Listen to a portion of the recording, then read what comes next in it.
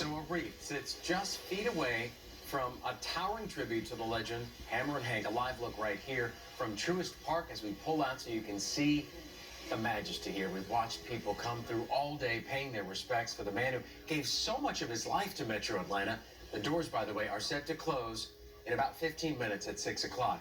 But the thing with this is, as you may know, Aaron's journey to greatness was not always pleasant. Back in 2017, he sat down with former Channel 2 Public Affairs Director Jocelyn Dorsey to talk about some of the struggles that he had to overcome. I thought that everybody hated me for some reason, you know. Why did you think that? I don't know. Maybe because of the letters I received. I received so many letters. And those that I received, I couldn't open. They wouldn't let me open them.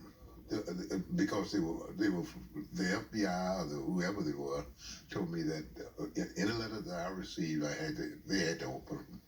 So I couldn't open them. And the ones that I opened started out by being very hateful and spiteful. Did it baffle you as to why people would do those things and say those things? It made me be very frightful of where I was, thinking about it, because there were times that, you know, that I went on a road trip, a 15-day road trip, and I didn't even come out of the hotel. I used to have people deliver my meals to me in the room. And once the game was over with, I had to have someone with me to escort me to and from the ballpark. And I just thought that I was doing something that was wrong, you know, in spite of just playing baseball. You know, I used to always confer with my mother. And she said, son, she said, let me just say this. She said, God gave you the ability to play baseball. I want you to play as well all the time as you possibly can play.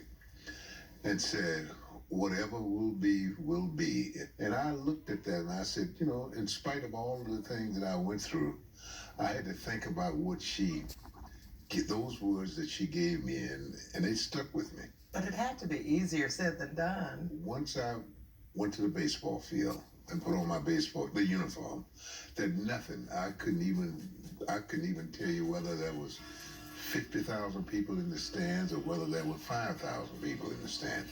The only thing I thought about was the person on the mound or the people that I was facing. What is great about you, though, is what you have done after your career in baseball and forming a foundation. Chasing Your Dream Foundation. And it's not just baseball. It's baseball, anything that they want to do. They want to play the piano. They want to play anything they want to do. As long as they chase their dream and we find out that they're doing well, that's what we want. As a youngster growing up in Mobile, Alabama, I remember as a young boy that my uncle helped me chase my dream, and that was to play baseball. I remember I stroked his hair, combed his hair, and he would say, if you comb it 100 times, I would throw 100 baseballs to you. That's why I started that. You're kidding. Yes. And did he do it? Yes. How about that conversation? It may be the most important part of baseball history, at least if you're an Atlanta Braves fan. The moment Hammer and Hank Aaron hit number 715. Bronze statue 9 feet tall stands at Truist Park to commemorate it. Channel 2's Barron Peterson live now in Northwest Atlanta, where he met the artist who actually